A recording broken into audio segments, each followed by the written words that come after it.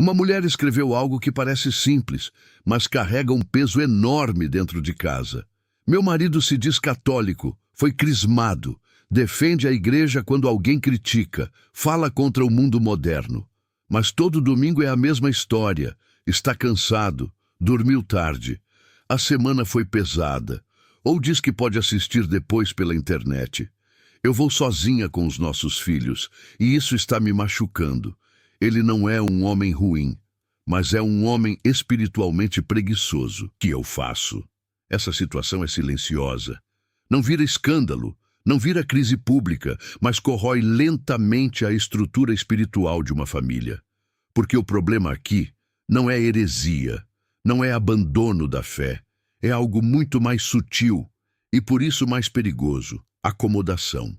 Existe um tipo de homem que gosta de parecer firme na fé. Ele fala bem, ele argumenta, ele compartilha vídeos, ele critica quem relativiza a igreja. Mas quando a fé exige disciplina concreta, ele negocia. E a fé que vive de negociação constante começa a se dissolver. Na regra de São Bento, existe um princípio que confronta diretamente essa postura: estabilidade. O monge não acorda perguntando se sente entusiasmo pelo ofício divino. Ele vai. Ele não consulta o próprio humor. Ele não avalia se dormiu bem. Ele cumpre. São Bento construiu uma espiritualidade baseada em ritmo, constância e responsabilidade, não em picos emocionais. E aqui está o ponto central. Se a prática da fé depende da disposição do momento, ela ainda não amadureceu.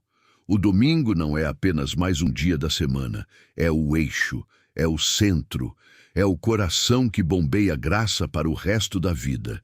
Quando um homem escolhe ficar na cama enquanto sua esposa leva os filhos à missa sozinha, algo invisível acontece. Ele ensina, mesmo sem falar. Os filhos percebem. Eles aprendem que a fé é importante, mas não tanto assim. Aprendem que Deus cabe na agenda, desde que não interfira no conforto. E a esposa, ainda que não diga nada, sente algo muito específico: solidão espiritual. Ela não quer apenas companhia física na igreja, ela quer parceria espiritual. Ela quer sentir que o homem que está ao lado dela também conduz a casa para Deus. São Bento dizia que o superior do mosteiro responderia pelas almas que lhe foram confiadas. Ele não poderia ser omisso. No casamento, o homem não mais é referência. E referência espiritual não é quem fala mais alto. É quem permanece firme quando ninguém está olhando. Talvez o marido pense: mas eu trabalho duro, eu sustento a casa, eu mereço descansar. Sim, o trabalho cansa, mas a pergunta é outra: o que ocupa o topo das prioridades? O cansaço é real, mas também é real que muitas vezes há energia para redes sociais, futebol, séries, conversas longas, e não há energia para a missa. Não é falta de força. É hierarquia de importância. São Bento foi claro ao ensinar que nada deve ser colocado acima do amor de Cristo. Nada inclui conforto, nada inclui sono extra, nada inclui desculpas repetidas que viram padrão. Porque quando a exceção vira rotina, ela deixa de ser fraqueza momentânea e passa a ser escolha. Agora, atenção, a solução não é humilhação pública, não é comparação com outros homens. Não é sarcasmo. A regra de São Bento também ensina prudência, ordem e caridade na correção. A esposa que vive isso precisa entender algo importante. Silêncio absoluto também ensina. Se você nunca expressa sua dor, o outro pode concluir que está tudo bem. Uma conversa serena, mas firme, pode começar assim: eu preciso de você ao meu lado na missa. Não apenas como marido, como pai. Nossos filhos precisam ver você ali. Sem acusações generalizadas, sem ataques pessoais, mas com verdade. Porque a omissão constante cria um padrão dentro do casamento. E para o marido que talvez esteja ouvindo isso agora, talvez você não se considere preguiçoso. Talvez você apenas se veja como alguém cansado. Mas existe uma diferença entre cansaço físico e negligência espiritual. A disciplina quase nunca começa com vontade. Ela começa com decisão.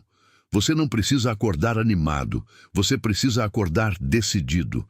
Existe algo profundamente formador quando um homem levanta da cama, mesmo sem vontade, veste sua roupa e conduz sua família à igreja. Não é apenas um deslocamento físico, é uma declaração silenciosa. Deus é prioridade nesta casa. E algo curioso acontece. A graça acompanha a decisão. Muitas vezes o fervor vem depois do ato de fidelidade, não antes. Se você esperar sentir desejo, entusiasmo ou clima perfeito, sempre haverá uma justificativa plausível para ficar. Mas liderança espiritual não é feita de justificativas, é feita de constância. Talvez você pense que isso é um detalhe pequeno. Mas famílias não são moldadas por grandes discursos. São moldadas por hábitos repetidos. 4 domingos seguidos já começam a criar um novo padrão. Não negocie consigo mesmo na manhã de domingo. Decida no sábado que irá. Tire a decisão da emoção do momento. São Bento sabia que o ser humano oscila. Por isso criou regras, ritmo, ordem. A estabilidade protege a alma contra o humor do dia.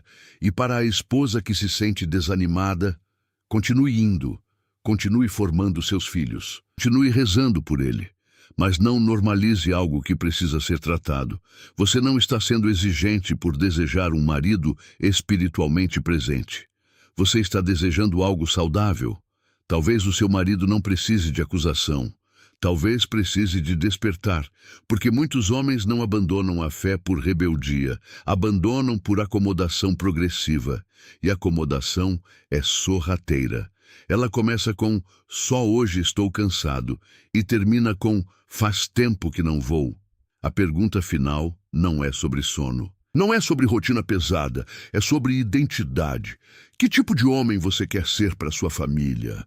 O que observa ou o que conduz? Estamos vivendo os 40 dias de oração de São Bento. Talvez essa seja a hora de pedir algo muito específico. Firmeza para quem precisa acordar. Para quem precisa conversar, firmeza para não transformar a fé em algo conveniente. São Bento formou homens estáveis em um mundo instável. Pilares estáveis começam quando alguém decide que a fidelidade vale mais do que o conforto. Se esse tema tocou você, talvez não seja coincidência, talvez seja um chamado.